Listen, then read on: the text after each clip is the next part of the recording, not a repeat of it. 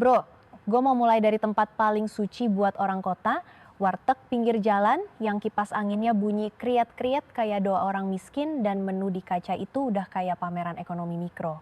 Lo duduk, pesen nasi rames, tempe orek, telur balado, es teh manis, terus pas mau bayar, ibu warteg senyum manis sambil bilang, naik dikit ya dek. Dikit apanya bu? Dikit itu kalau nambah sambel, bukan nambah harga. Tapi ya udah, lo bayar, lo jalan keluar, terus lo pesen ojol, karena kaki lo capek dan hidup lo juga capek. Jaket ijo nongol, abang driver bilang gas bang, dan lo tiba-tiba kepikiran hidup di kota itu kayak aplikasi, semua serba tombol, tapi yang megang server bukan kita. Halo semuanya, selamat datang kembali di channel Jendela Dunia. Jangan lupa tekan tombol subscribe dan nyalakan loncengnya. Mari kita buka jendela wawasan kita hari ini. Nah sekarang bayangin versi raksasanya. Bayangin ada negara yang gudangnya penuh beras, penuh emas, penuh duit, tapi kuncinya dipegang orang lain. Lo lapar, lo kaya, lo punya stok, tapi pintu gudang gak bisa dibuka. Konyol kan? Tapi justru itu analogi yang paling pas buat ngejelasin situasi yang lagi rame dibahas. Cina, ekonomi segede gaban, katanya cadangan devisa triliunan dolar, emas ribuan ton, dan surat utang Amerika juga numpuk. Orang-orang suka bilang Cina itu kuat bro. Iya, kuat, tapi kadang kuat itu beda sama bebas. Lo bisa gede, tapi kalau akses lo dibatesin, lo jadi kayak sultan yang saldo rekeningnya ditahan karena verifikasi. Pertanyaannya simple tapi nyebelin. Kok bisa ekonomi segede itu kepepet? Kok bisa negara yang pabriknya kayak mesin jahit 24 jam, yang ekspornya udah kayak banjir paket dari marketplace, tiba-tiba vibe-nya kayak orang tajir, tapi kartu ATM-nya ketelen mesin? Ini bukan cerita 1 hari 2 hari. Ini bukan drama sinetron yang episodenya kelar dalam seminggu. Ini cerita panjang, gengs, kayak utang cicilan yang baru lunas pas anak udah nikah. Dan kalau lo ngikutin, lo bakal ngerti satu hal. Ini bukan sekedar berantem doang, ini main catur, mainnya pelan, tapi tiap langkah itu ngunci ruang gerak. Kita mundur dulu ke 2017, era ketika dunia mulai ramai ngomongin perang dagang. Di berita, kedengerannya kayak dua preman pasar lagi saling senggol. Amerika naikin tarif, Cina bales, terus saling pamer otot. Tapi kalau lo lihatnya kayak gitu doang, lo ketipu. Itu bukan berantem buat menang cepat, itu sparring. Kayak petinju sebelum pertandingan beneran, ngetes pukulan. Amerika tuh kayak nanya, kalau gue tonjok sini lo refleksnya gimana? Kalau gue blok situ, lo paniknya kemana? Itu bukan sekedar emosi, itu riset lapangan. Analoginya gini, lo ngetok pintu mantan bukan mau balikan, tapi mau ngecek dia masih peduli nggak ya. Kalau dia buka pintu sambil senyum, berarti lo masih punya celah. Kalau dia buka pintu sambil bawa sapu, berarti lo harus cabut. Nah, Amerika ngetok pintu-pintu Cina lewat tarif, lewat pembatasan, lewat tekanan dagang, bukan cuma buat gaya-gayaan, tapi buat baca pola. Dan dari situ ada dua hal yang katanya kebaca jelas. Pertama, dunia ini mau secanggih apapun lo ngomong soal kemandirian, sistem pembayaran global masih banyak yang pakai dolar. Lo boleh teriak gue independen, tapi begitu bayar kos tetap butuh transferan dari rekening yang diterima pemilik kos. Dolar itu kayak colokan universal, mau lo bawa charger merek apa, kalau colokannya standar dunia ya lo ngikut. Jadi ketika perdagangan internasional mayoritas diselesaikan pakai USD, itu artinya siapa yang nguasain akses ke dolar, dia punya remote. Kedua, pola panik itu nyata. Ketika Cina mulai seret dolar, jalur geraknya kelihatan. Pertama, jual US Treasuries, surat utang pemerintah Amerika, buat dapet dolar cepat. Ini kayak lo lagi butuh uang, lo jual handphone dulu, yang penting cair. Kalau itu masih kurang, barulah lari ke aset yang dianggap aman, emas. Kayak dompet tipis, pertama jual barang di marketplace, kalau belum cukup, baru gadai emas emak. Polanya kebaca. Dan kalau polanya kebaca, musuh bisa bikin jebakan yang sesuai. Nah, disinilah bagian yang bikin gue merinding, tapi juga pengen ketawa sinis. Bayangin Amerika bikin peta evakuasi Cina. Selama bertahun-tahun, dari 2017 sampai 2024, mereka ngeliatin jalur masuk dolar ke Cina, jalur keluar saat krisis, pintu depan, pintu belakang, sampai ventilasi kamar mandi. Ini bukan stalking biasa bro, ini stalking level intel. Mereka pengen tahu kalau suatu hari Cina ke pojok, dia kabur lewat mana. Dan kalau mereka udah tahu jalurnya, tinggal satu langkah lagi, pasang gembok di tiap pintu. Masuk 2025 sampai 2026, vibe-nya berubah. Kalau sebelumnya itu fase ngamatin, sekarang fase kuncinya mulai diputer. Pintu pertama yang dikunci pipa dolar dari perdagangan. Salah satu cara paling gampang buat ngehambat dolar masuk adalah bikin ekspor lo lebih mahal atau lebih ribet lewat tarif. Lo tahu sedotan boba? Biasanya lo nyedot, boba naik, nikmat. Sekarang sedotan dipencet, bobanya nyangkut semua. Cina masih bisa jual, tapi jalannya makin sempit, makin banyak hambatan, makin mahal. Cina tentu nggak tinggal diam. Mereka coba jurus klasik, jual treasuries. Logikanya dua. Satu, dapat dolar. Dua, sekaligus ganggu Amerika. Karena kalau lo jual treasuries gede-gedean, harga treasuries turun, yield naik, dan itu bikin biaya utang Amerika naik. Pemerintah bayar bunga lebih mahal, perusahaan pinjam lebih mahal, KPR lebih mahal, ekonomi bisa kepentok. Cina mikir, gue lempar batu, kaca lo retak.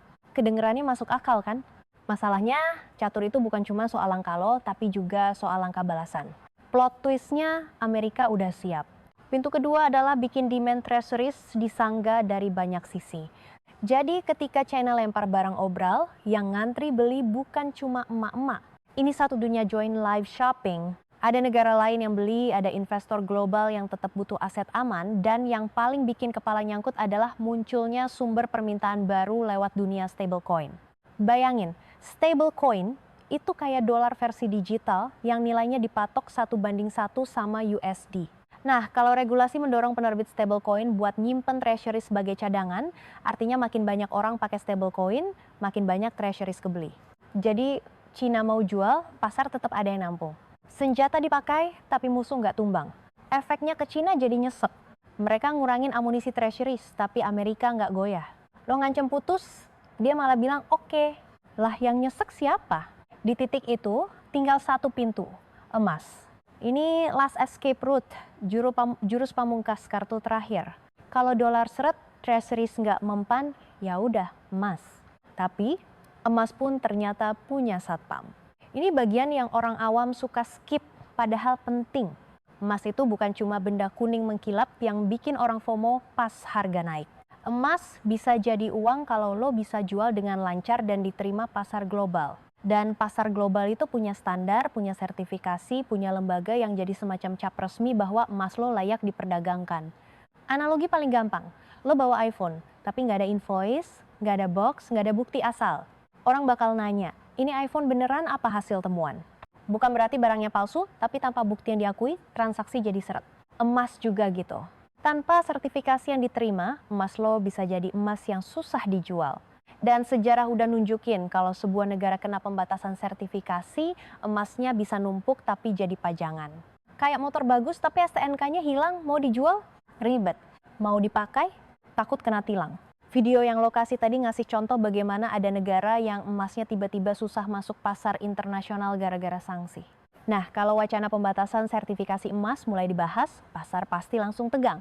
Karena itu artinya pintu terakhir pun bisa dikunci. Makanya ketika harga emas yang sebelumnya euforia tiba-tiba jeblok tajam dalam waktu singkat, banyak orang mikir, ini cuma koreksi. Tapi kalau lo lihat timing, lo bakal merasa ini kebetulannya kok niat banget. Lagi euforia, orang FOMO, headline to the moon, berseliweran, tiba-tiba jedak. Barusan upload status emas aman, besoknya emas berdarah. Dan bukan cuma emas, perak juga bisa ikutan terpental. Kalau lo trader itu hari rasanya kayak kepleset di kamar mandi, kaget, sakit, malu, tapi ya udah kejadian. Salah satu pemicu sentimen yang sering banget dipakai pasar adalah isu Fed, Bank Sentral Amerika, dan siapa yang bakal megang setir. Karena hubungan bunga dan emas itu sesimpel ini, bunga tinggi bikin aset berbunga jadi lebih menarik dibanding emas yang nggak ngasih bunga. Naruh duit di deposito dapat uang jajan. Naruh emas dapat cuma rasa aman sama biaya brankas. Jadi kalau pasar percaya bunga bakal tinggi lebih lama, dolar cenderung kuat, emas kepepet. Dan kalau ada sinyal figur yang hawkish yang terkenal nggak gampang nurunin bunga, pasar langsung reaksi. Kadang reaksinya wajar, kadang reaksinya lebay, karena pasar itu juga manusia, dan manusia kalau udah panik logikanya suka ikut jatuh. Nah, di titik ini, video mulai ngajak kita mikir lebih jauh. Jangan-jangan ini bagian dari rencana panjang. Dari 2017 sampai 2024, peta udah jadi. Masuk 2025, satu-satu pintu dikunci. Dolar masuk dipersempit. Jurus treasuries dipreteli efektivitasnya karena ada demand penahan. Terus pintu emas pun mulai digoyang lewat wacana sertifikasi dan sinyal-sinyal. Jadi kalau lo Cina, lo berdiri di depan gudang, lihat stok lo segede gunung, tapi pintu satu-satu dikunci. Lo kaya, tapi ruang gerak lo sempit. Dan itu bikin orang mulai ngomongin tanda-tanda kemerosotan. Bukan karena tiba-tiba pabrik China berhenti, tapi karena sistem globalnya lagi ngetat. Tapi kita juga harus waras, karena internet suka kebablasan. Baru ada satu sinyal, langsung jadi judul, Cina tamat. Bro, hidup itu nggak sesimpel itu. Ekonomi negara itu kayak mie instan, bumbunya banyak, airnya harus pas, apinya harus stabil. Kalau salah satu faktor berubah, rasanya beda, tapi bukan berarti langsung busuk. Yang video lakukan adalah ngebingkai struktur kekuatan, siapa yang pegang kunci sistem. Dan di sistem sekarang, dolar itu kunci utama. Lo bisa punya banyak aset, tapi kalau akses lo ke jaringan pembayaran dan pasar global dibatasin, aset lo jadi kurang fleksibel. Di sini video bawa flashback sejarah 1974, waktu emas pernah jatuh brutal, lalu beberapa tahun kemudian naik gila-gilaan.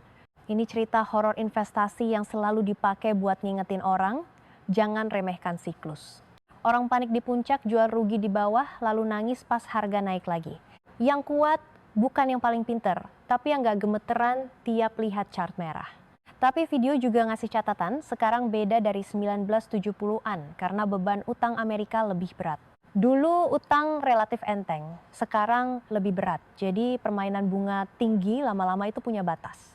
Ini penting, karena kalau suatu saat pasar mulai ragu sama kemampuan Amerika mempertahankan bunga tinggi dan stabilitas fiskal, emas bisa dapat panggung lagi. Jadi ceritanya bukan emas pasti turun terus atau emas pasti naik terus. Ceritanya adalah tarik-menarik, dan di balik itu ada geopolitik. Sekarang pertanyaan yang paling relevan buat kita yang tinggal jauh dari Washington dan Beijing adalah, terus Indonesia gimana bro? Nah ini jangan sok jauh. Indonesia hidup di dunia yang masih dominan dolar. Lo beli minyak, lo beli barang tertentu, banyak yang referensinya dolar. Kurs goyang, harga ikut goyang. Cina juga mitra dagang besar. Jadi kalau Cina goyang, efeknya bisa ngerembet ke ekspor, ke harga komoditas, ke supply chain, dan akhirnya ke dompet orang warteg tadi.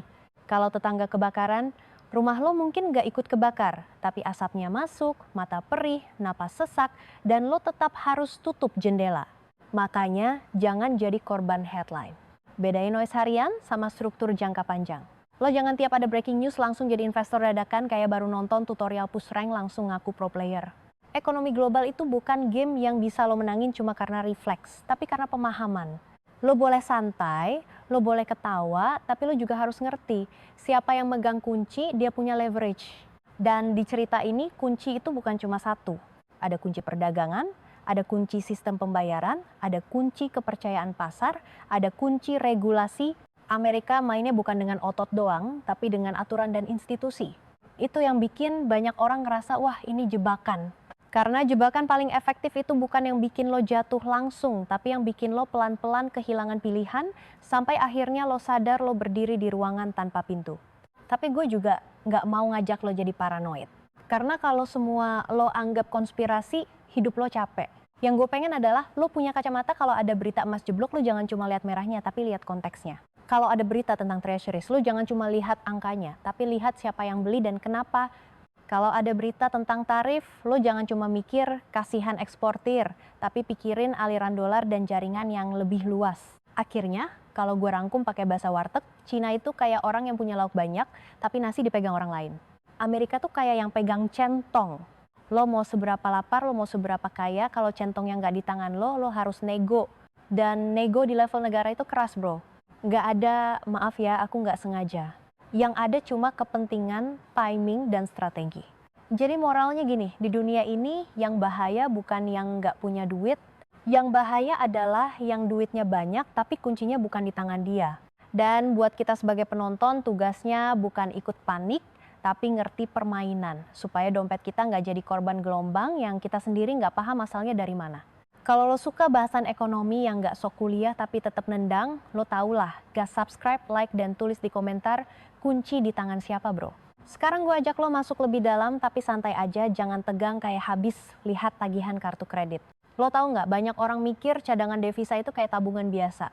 Kalau punya 3.000 miliar dolar ya tinggal dipakai. Padahal nggak sesederhana itu. Cadangan devisa itu kebanyakan bentuknya aset luar negeri yang melekat sama sistem. Ada yang disimpan dalam bentuk surat utang, ada yang dalam bentuk deposito, ada yang dalam bentuk aset yang butuh pasar buat dicairin. Jadi punya banyak itu satu hal, bisa ngeluarin kapan aja itu hal lain.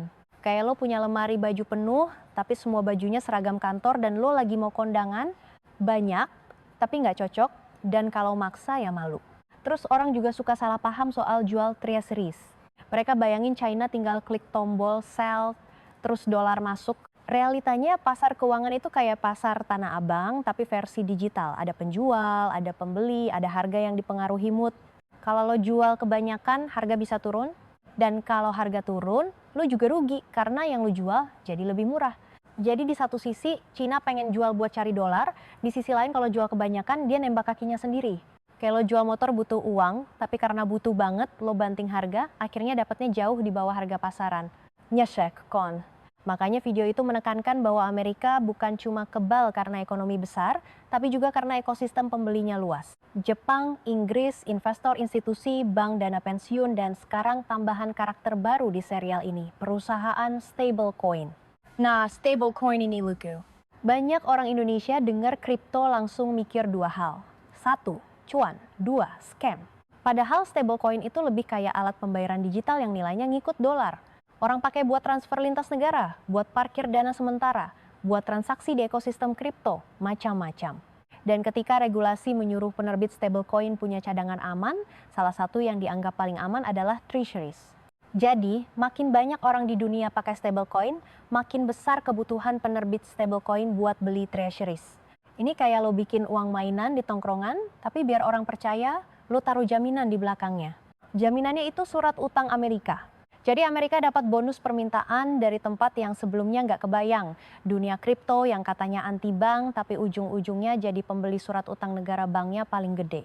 Kalau lo denger itu dan pengen ketawa, gue juga, soalnya ironinya tebel. Dunia kripto itu lahir dengan slogan tanpa perantara. Tapi ketika stablecoin makin gede, dia malah bikin perantara baru yang lebih rapi. Aturan, cadangan, dan treasuries. Kayak lo ngaku anti aturan di tongkrongan, tapi begitu mau nikah, lo yang paling rajin ngurus berkas ke kelurahan. Nah, kalau treasuries jadi kunci kedua yang dikunci, Cina kehilangan kemampuan buat pakai jurus itu sebagai tekanan. Karena tekanan efektif kalau lawan lo kesakitan. Tapi kalau lawan lo punya painkiller dan punya banyak teman yang siap bantu, tekanan lo jadi kayak cubitan kecil. Bikin kesel, tapi nggak bikin tumbang. Dan kalau jurus itu melemah, Cina secara teoritis harus cari jalan lain. Bisa dengan bikin sistem pembayaran alternatif, bisa dengan memperkuat penggunaan yuan, bisa dengan bikin aliansi dagang yang lebih banyak settle non-dolar. Tapi semua itu butuh waktu, butuh kepercayaan, dan butuh dunia mau ikut. Dunia itu pragmatis, bro. Dunia nggak ikut karena lo teriak paling kenceng. Dunia ikut karena lo bikin mereka nyaman dan aman. Sekarang kita bahas emas dengan cara yang nggak bikin lo ngantuk. Emas itu aset yang disuka orang karena dua hal, dia tahan lama dan dia punya reputasi. Dari dulu, dari zaman kerajaan, dari zaman penjajah, emas itu kayak barang yang semua orang setuju nilainya ada. Kayak mie instan rasa ayam bawang lo taruh dimanapun orang pasti ngerti itu enak. Tapi di dunia modern emas bukan cuma soal logamnya. Emas itu juga soal standar. Ada ukuran, ada kadar, ada pabrik mana yang diakui, ada sertifikat, ada jalur distribusi. Ya, jadi kalau suatu negara punya emas, tapi emasnya dianggap nggak jelas jalurnya atau pabriknya dicurigai, emas itu bisa diperlakukan beda. Dan ketika pasar ragu, likuiditas turun. Lo bisa punya emas, tapi lo jualnya harus diskon. Atau lo jualnya cuma ke pembeli tertentu. Atau lo jualnya lewat jalur yang panjang. Itu semua bikin emas jadi kurang efektif sebagai jalan keluar cepat. Makanya wacana sertifikasi ini jadi serem. Karena itu, bukan nembak emasnya langsung, tapi nembak kemampuan emas itu jadi uang. Kayak lo nggak dilarang punya rumah, tapi listriknya diputus, airnya diputus, akses jalannya ditutup. Rumah masih ada, tapi fungsinya berkurang. Dan ketika pasar mencium ada peluang pintu terakhir ini dikunci, reaksi bisa ekstrim. Harga bisa jungkir balik karena trader itu kayak anak kos yang hidupnya ngikut promo. Ada kabar sedikit langsung gerak. Terus masuk isu Fed dan bunga. Ini juga sering bikin orang salah kaprah. Banyak yang mikir kalau bunga naik semua aset turun. Nggak selalu. Tapi buat emas Karena dia nggak ngasih bunga, bunga tinggi itu bikin dia kurang menarik dibanding simpanan berbunga. Logikanya sederhana. Kalau lo bisa dapat bunga lumayan dari aset aman, kenapa lo parkir di emas yang cuma diam? Tapi kalau orang takut inflasi atau takut sistem emas jadi menarik lagi karena dia dianggap penyimpan nilai. Jadi emas itu kayak temen yang muncul pas lo insecure, pas situasi aman lo jarang chat dia, pas lo panik lo cari dia. Video itu nyambungin kejadian harga emas yang sempat tinggi banget lalu jatuh tajam dengan sinyal-sinyal kebijakan. Dia bilang timingnya terlalu rapi. Dan sebagai penonton, kita harus pinter milah, mana fakta, mana interpretasi. Faktanya, pasar memang bisa berubah cepat karena ekspektasi bunga. Faktanya, geopolitik bisa bikin komoditas liar. Interpretasinya, apakah itu pesan atau kebetulan, itu tergantung perspektif. Tapi terlepas dari itu, pelajaran buat kita adalah ekspektasi itu senjata. Kalau lo bisa bikin pasar percaya sesuatu, lo bisa menggerakkan harga tanpa harus mengangkat beban fisik. Sekarang gue pengen bawa lo ke adegan sehari-hari biar nyambung ke Indonesia. Lo pernah nggak pagi-pagi beli kopi susu barista bilang yang size gede nambah dikit ya? Lo mikir, nambah dikit. Pas bayar ternyata dikitnya bikin dompet lo batuk. Nah, kurs dolar itu juga gitu. Naik sedikit efeknya ke impor, ke harga barang, ke energi, ke biaya produksi. Indonesia itu negara yang punya kekuatan komoditas, tapi juga punya ketergantungan impor untuk beberapa barang penting. Jadi kalau konflik besar bikin dolar makin dominan atau bikin dolar makin mahal, di level bawah bisa terasa lewat harga-harga. Dan di sisi lain, Indonesia juga jual barang ke China, batu bara, nikel, CPO, macam-macam. Kalau Cina melambat, permintaan bisa turun, harga komoditas bisa ikut turun, pendapatan negara dan perusahaan bisa terpengaruh. Itu sebabnya ketika ada berita China kepepet, Indonesia nggak boleh cuma jadi penonton yang ketawa. Kita harus ngerti bahwa rantai itu nyambung. Lo bisa bilang, itu jauh. Tapi ekonomi itu kayak grup WhatsApp keluarga. Satu orang ribut, semua orang kebagian notifikasi. Gue juga pengen ngomongin satu aspek yang sering dilupain, psikologi. Perang dagang, tarif, sanksi, sertifikasi, itu semua bukan cuma mempengaruhi angka sekarang, tapi mempengaruhi rasa aman pelaku bisnis. Dan rasa aman itu mempengaruhi keputusan investasi, produksi, perekrutan. Kalau perusahaan takut akses pasar ke Amerika ditutup, dia mikir 2 kali mau ekspansi. Kalau perusahaan takut akses komponen dari Cina terganggu, dia cari pemasok lain. Proses mencari pemasok lain itu nggak instan. Kadang butuh tahun. Jadi ketegangan geopolitik bikin dunia bergerak pelan tapi pasti ke arah diversifikasi rantai pasok. Ini bukan hal yang heboh di TikTok tapi efeknya nyata. Dan kalau lo tanya apa hubungannya sama gue yang tiap hari naik ojol? Ya, hubungannya mungkin nggak langsung besok pagi tapi jangka menengah. Kalau harga bensin naik karena faktor global, tarif ojol bisa berubah. Kalau harga makanan naik karena biaya impor pakan atau pupuk naik, warteg tadi kembali bilang naik dikit. Dan kita, sebagai rakyat jelata yang hidupnya diatur notifikasi promo, cuma bisa adaptasi. Makanya ngerti, struktur itu penting biar lo nggak selalu jadi korban kejutan. Sekarang gue mau bikin lo kebayang lagi soal kunci. Kunci itu bukan cuma siapa yang punya uang, tapi siapa yang bisa mengatur aturan. Amerika punya posisi unik karena dolar jadi mata uang dominan. Banyak transaksi global pakai dolar. Banyak cadangan negara disimpan dalam aset dolar. Banyak utang global juga dalam dolar. Ini bikin Amerika punya privilege yang kadang nggak kelihatan. Kayak lo punya temen yang tiap nongkrong selalu bisa ngutang dulu karena semua orang percaya dia nanti bayar. Itu power. Dan ketika temen itu lagi kesel sama lo, dia bisa bilang, gue nggak minjemin dulu ya. Lo langsung keringetan. Cina berusaha mengurangi ketergantungan itu dengan memperkuat yuan, bikin sistem pembayaran sendiri, bikin kerjasama bilateral. Tapi masalahnya kepercayaan itu nggak bisa dipaksa. Kepercayaan itu kayak cinta. Lo bisa minta tapi nggak bisa maksa. Dunia akan pakai yuan lebih banyak kalau mereka yakin bisa keluar masuk tanpa takut diblokir, kalau pasar keuangan yuan dalam dan liquid, kalau aturan transparan, kalau risiko politik lebih bisa diprediksi. Ini semua pekerjaan rumah berat. Jadi di jangka pendek dolar masih kuat. Disinilah video memunculkan narasi jebakan 10 tahun. Intinya Amerika memanfaatkan fakta bahwa Cina belum bisa lepas dari dolar. Jadi strategi Amerika adalah mempersempit jalur dolar masuk, menetralkan efek jual treasuries, dan menggoyang jalur emas. Kayak lo main game dan lo bukan cuma ngejar musuh, tapi lo juga tutup semua jalan keluar. Musuh nggak mati seketika, tapi makin lama makin kehabisan opsi. Tapi lagi-lagi, dunia nyata bukan film superhero. Cina punya banyak alat juga, pasar domestik besar, kemampuan manufaktur, kontrol kebijakan, dan jaringan dagang. Mereka bisa merespons dengan stimulus, dengan kebijakan industri, dengan memperluas pasar, dengan mengurangi impor tertentu, bahkan dengan menekan kurs. Jadi kepepet itu bukan berarti langsung jatuh. Itu berarti ruang manuver menyempit dan biaya bertahan naik. Sekarang bagian yang menurut gue paling berguna buat penonton adalah cara nonton berita tanpa jadi korban. Pertama, kalau ada berita harga emas jatuh, jangan langsung simpulkan emas jelek. Tanya dulu, jatuh karena apa? Ekspektasi bunga? Ambil untung? Likuidasi? Kepanikan?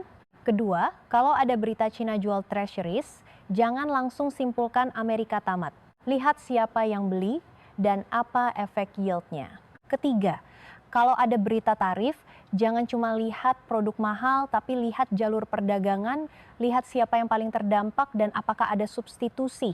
Dan satu lagi, jangan lupa bahwa media suka drama, karena drama itu klik. Kalau judulnya situasi kompleks dengan banyak variabel, orang skip. Tapi kalau judulnya Cina ambruk besok, orang klik. Jadi tugas lo sebagai penonton adalah jadi orang yang masih punya rem, bukan cuma gas. Karena ekonomi global itu bukan drag race bro, ini maraton. Yang menang bukan yang lari kencang di awal, tapi yang tahan napas. Gue mau kasih analogi terakhir yang paling relate, lo pernah lihat orang main gaple? Ada yang kartu bagus, tapi kalau lawan pinter ngeblok kartu bagus lo jadi beban. Lo nggak bisa jalan, lo buang kartu satu-satu, lo kehabisan langkah. Nah, Cina bisa punya kartu aset besar, tapi kalau akses untuk mengubah kartu itu jadi langkah dibatasi, kartunya jadi berat. Dan Amerika, lewat aturan, lewat institusi, lewat dominasi dolar bisa jadi pemain yang jago ngeblok. Sekarang gue balik lagi ke warteg. Ibu warteg itu sebenarnya bukan musuh loh. Dia cuma menyesuaikan harga karena bahan naik, sewa naik, hidup naik. Tapi yang bikin lo sebel adalah lo nggak punya kontrol. Lo cuma bisa nerima. Di level negara, kontrol itu lebih banyak, tapi tetap ada batas. Dan video itu intinya pengen bilang, Cina sedang dihadapkan pada batas yang dibentuk oleh struktur global yang masih didominasi Amerika. Entah itu hasil rencana atau hasil evolusi sistem, efeknya sama, kunci banyak di tangan Amerika. Jadi kalau lo nanya terus gue harus gimana? Jawaban gue, lo nggak perlu jadi ahli ekonomi buat jadi penonton yang waras. Cukup punya kebiasaan. Jangan panik, jangan FOMO, dan jangan gampang ketipu narasi satu sisi. Dunia itu multi-layer. Satu berita bisa punya dua makna. Dan kadang yang paling penting bukan peristiwanya, tapi respons dunia terhadap peristiwa itu. Oke, sebelum gue tutup, gue pengen lo ingat satu kalimat, uang itu bukan cuma angka tapi akses. Lo bisa punya angka besar, tapi kalau akses dibatasi, angka itu jadi pajangan. Dan akses itu ditentukan oleh sistem, oleh aturan, oleh kepercayaan. Siapa yang menguasai itu, dia menguasai permainan. Makanya di dunia ini yang bahaya bukan yang nggak punya duit, tapi yang duitnya banyak tapi kuncinya bukan di tangan dia. Dan kita yang tiap hari hidup antara warteg dan ojol minimal bisa punya satu kunci kecil, kunci pemahaman. Karena dengan ngerti lo nggak gampang digiring, lo nggak gampang panik, dan lo nggak gampang jadi korban gelombang yang dibikin orang lain. Nah sekarang, kalau lo masih nyimak sampai sini, berarti lo tipe orang yang gak gampang ke distract sama FYP. Respect bro, gas banget. Tinggal satu hal, tulis di komentar, menurut lo kunci paling kuat di dunia itu apa? Dolar, aturan, teknologi, atau justru kepercayaan? Dan kalau lo pengen bahasan kayak gini terus, ya lo tau lah, like, subscribe, dan share ke temen lo yang tiap ada berita langsung bilang, wah kiamat ekonomi padahal belum tentu. Biar makin kebayang, gue kasih satu sketsa kecil. Ada temen gue, sebut aja namanya Dika, kerja di perusahaan yang impor spare part mesin. Kerjanya bukan yang glamor, tapi penting. Kalau spare part telat, pabrik bisa berhenti, dan kalau pabrik berhenti yang kena bukan cuma bos, tapi buruh, supir truk, warung makan depan pabrik, semuanya. Nah, tiap bulan Dika harus bayar supplier pakai dolar. Jadi walaupun dia tinggal di Bekasi, hidupnya ikut nempel sama kurs. Ketika ada kabar dolar menguat karena pasar ngerasa bunga Amerika bakal tinggi, Dika langsung pusing. Bukan karena dia trader, tapi karena invoice yang kemarin setara sekian miliar rupiah, minggu ini bisa nambah tanpa izin. Dia bilang, gue serasa main game, tapi musuhnya invisible. Dan gue ketawa, karena iya, musuhnya bukan orang, musuhnya struktur. Lalu ada teman lain namanya Rani, jualan aksesoris online, barangnya sebagian dari Cina. Kalau jalur logistik terganggu, kalau tarif di sana-sini bikin biaya naik, Rani kena. Dia harus pilih naikin harga atau turunin margin, atau cari barang alternatif yang kualitasnya beda. Dan tiap pilihan ada konsekuensinya. Kalau naikin harga, pembeli kabur. Kalau turunin margin, dia capek kerja tapi cuannya tipis. Kalau ganti supplier, dia butuh waktu uji produk, foto ulang, review ulang. Hal kecil kayak gini yang bikin kita sadar, geopolitik itu nggak cuma buat pejabat. Dia turun sampai ke keranjang belanja. Makanya ketika lo denger cerita Amerika ngunci pintu-pintu Cina, jangan bayangin cuma 2 orang presiden lagi adu gengsi. Bayangin ribuan keputusan kecil di seluruh dunia yang berubah karena rasa aman berubah. Perusahaan yang tadinya naruh pabrik di satu negara, sekarang nyebar. Bank yang tadinya santai, sekarang lebih hati-hati. Investor yang tadinya berani, sekarang milih parkir di aset aman. Semua itu bikin arus uang global berubah, dan arus uang itu kayak arus lalu lintas. Sekali macet di satu simpang, efeknya bisa panjang sampai jalan belakang rumah lo. Dan yang paling nyebelin, arus ini sering bergerak lewat ekspektasi, bukan fakta. Kadang kenyataannya belum kejadian, tapi karena orang takut, mereka bertindak seolah-olah sudah kejadian. Itu yang bikin pasar bisa lebih dramatis daripada drama Korea. Lo baru lihat teaser, tapi netizen udah bikin teori 50 episode. Jadi penting buat lo untuk punya filter ini kejadian beneran atau cuma ketakutan orang. Kalau gue boleh tarik satu benang merah, inti ceritanya adalah pertarungan antara fleksibilitas dan keterikatan. Cina punya aset besar, tapi sebagian asetnya terikat pada sistem yang masih berpusat pada dolar dan institusi barat. Amerika punya utang besar, tapi punya posisi pengendali sistem. Dua-duanya punya kelemahan, dua-duanya punya senjata, dan dunia, termasuk Indonesia, ada di tengah-tengah. Sambil tetap harus makan, tetap harus kerja, tetap harus bayar cicilan. Jadi lain kali lo lagi duduk di warteg, lihat harga naik, jangan langsung nyalahin ibu warteg. Mungkin ibu warteg juga korban rantai panjang yang ujungnya ada di kebijakan, pasar, dan geopolitik. Dan lain kali lo naik ojol terus ngeluh tarif dinamis, inget juga, algoritma itu kecil dibanding algoritma yang lebih gede, yaitu algoritma dunia yang ngatur arus uang dan barang. Oke, gue tutup beneran ya, sebelum lo bilang gue ngalor ngidul. Ingat, kita bukan pemain utama di catur ini, tapi kita bisa jadi penonton yang ngerti papan. Dan penonton yang ngerti papan biasanya lebih susah dibego-begoin. Jadi, kalau lo dapat manfaat, share ke geng lo. Biar tongkrongan lo nggak cuma debat bola, tapi sesekali debat dolar itu sebenarnya apa sih bro? Dan kalau ada yang nanya, berarti Cina bakal runtuh? Jawabannya nggak segampang itu bro. Runtuh itu kata yang enak buat judul, tapi realitasnya biasanya berupa pelambatan, penyesuaian, geser strategi, dan tarik ulur yang bikin orang biasa merasa hidup makin mahal. Yang lebih penting dari tebak-tebakan siapa kalah adalah paham mekanismenya. Siapa punya akses liquid, siapa bisa cetak kepercayaan, siapa bisa bikin aturan jadi pagar. Karena di era sekarang, pagar itu sering lebih kuat daripada tembok. Tembok bisa dipanjat, tapi kalau pagar itu berupa standar, izin, sertifikasi, dan jaringan pembayaran, lo bahkan nggak sadar kapan lo mulai dibatasi. Jadi santai, tapi waspada. Ketawa boleh, tapi jangan bego. Kalau ada berita heboh, tarik napas, cek konteks baru ngomong. Karena ngomong tanpa konteks itu kayak makan seblak tanpa minum, pedesnya numpuk, ujungnya nyesel. Oke gengs, sampai ketemu di cerita ekonomi berikutnya. Jangan lupa, kunci kecil ada di kepala lo.